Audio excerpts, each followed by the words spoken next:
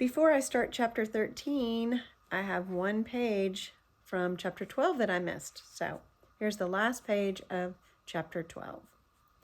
Come, we ought to go now, said Dr. Moore at last. The sun is going down. I don't want Violet to take any more cold. They closed the boxcar door and said goodbye, but they were all sorry to go. Tomorrow, said Mr. Alden, will all of you come to see my house? Oh, yes, cried the children happily. They did not know what a beautiful house it was and what good times they were going to have in it. Chapter 13, A New Home for the Boxcar. The children's grandfather wanted them to like his house. He wanted them to live with him all the time.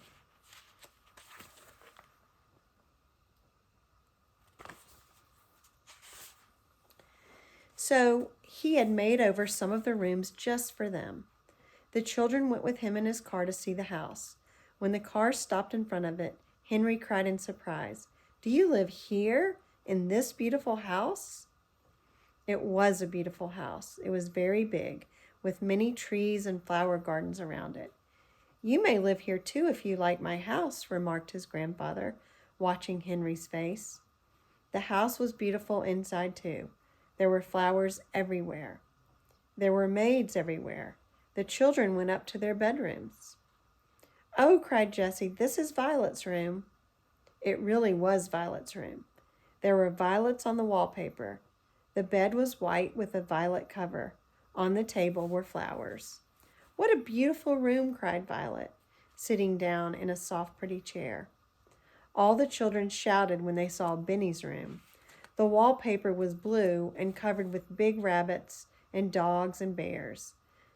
There were a rocking horse and a toolbox and little tables and chairs.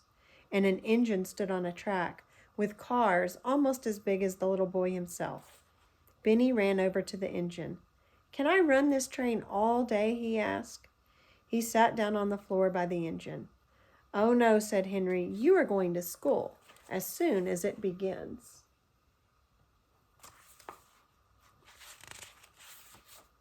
His grandfather laughed. "That is right, my boy. You will like school. You will learn to read." "Oh, I can read now," said Benny. In Jessie's room they found a bed for Watch. It was on the floor by her bed. Watch got on it at once, sniffed the pillow, turned around 3 times, and lay down. "He likes it," said Jessie. "He will sleep by me." Just then the children heard a doorbell ring. A maid came up to find Mr. Alden. "A man to see you," she said, "about the dog." Now, when Jessie heard the word dog, she was frightened. She was afraid it was about Watch.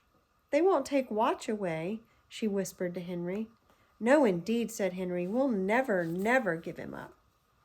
Henry and Jessie and the other children went down with their grandfather to see the man, and Jessie was more frightened than ever. Watch did not growl at the man. He jumped up on him delightedly.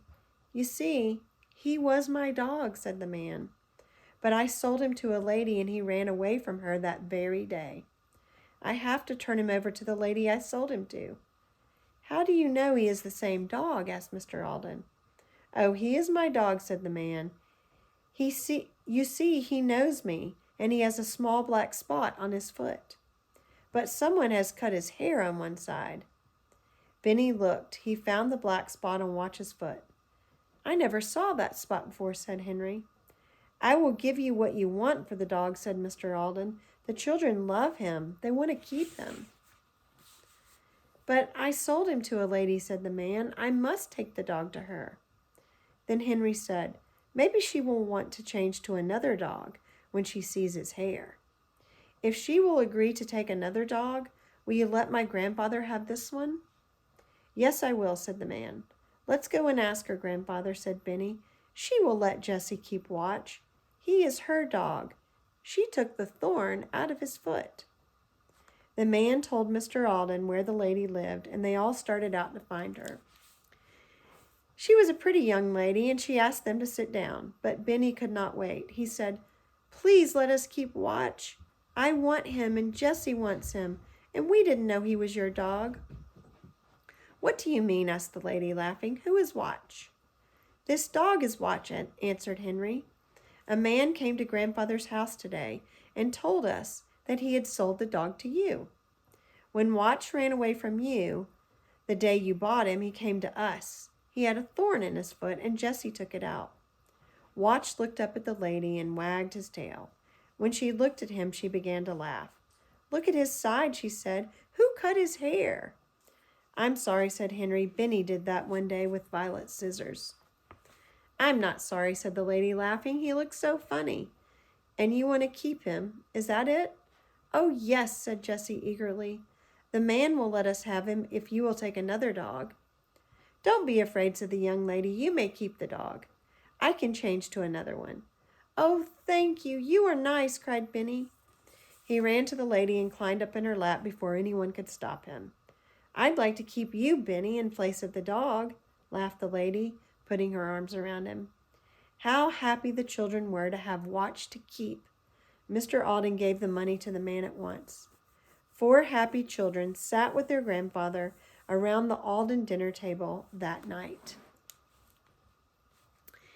The helpers in the kitchen smiled to hear the children laugh, and the children laughed because Watch had a chair at the table beside Jessie and was really waited on by a maid. Would you ever think that 4 children could be homesick in such a beautiful house? Jessie was the first one to wish for the old boxcar. One day she said, Oh, Grandfather, I'd like to cook something once more in the dear old kettle in the woods. Go out in the kitchen, my dear, said her grandfather. The maids will help you. You can cook all you want to. Jessie liked this, but it was not like the old days in the boxcar. Then one day Benny said, Grandfather, I wish I could drink milk out of my dear old pink cup. His grandfather began to think. He had pink cups, but they were not so dear to Benny as his old cracked one. At last, Mr. Alden said, I'm going to give you children a surprise. Is it very nice? Asked Benny. No, not very, laughed his grandfather. It is not pretty at all.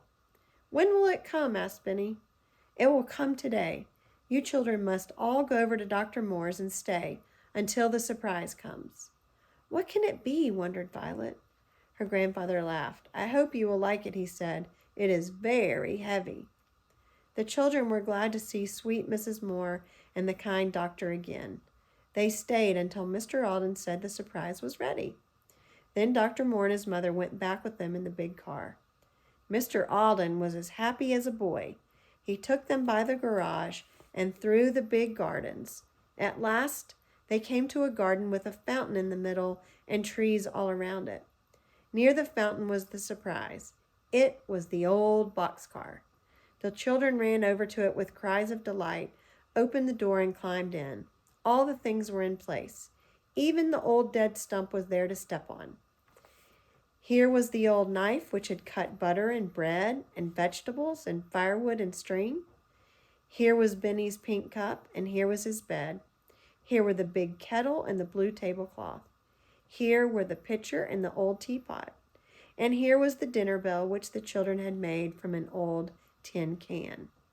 Benny hung it on a tree with a string and rang it over and over again with a spoon. Watch rolled on the floor of the car and barked and barked. Then he began to sniff everything. He's looking for the bone he buried, laughed Benny. Oh, how they love the old boxcar, said Mrs. Moore. I like to see them so happy. Thank you for the surprise, Grandfather, said Violet. We'll never go away from you again. I hope not, my dear, said Mr. Alden. We'll all live happily ever after. And so they did.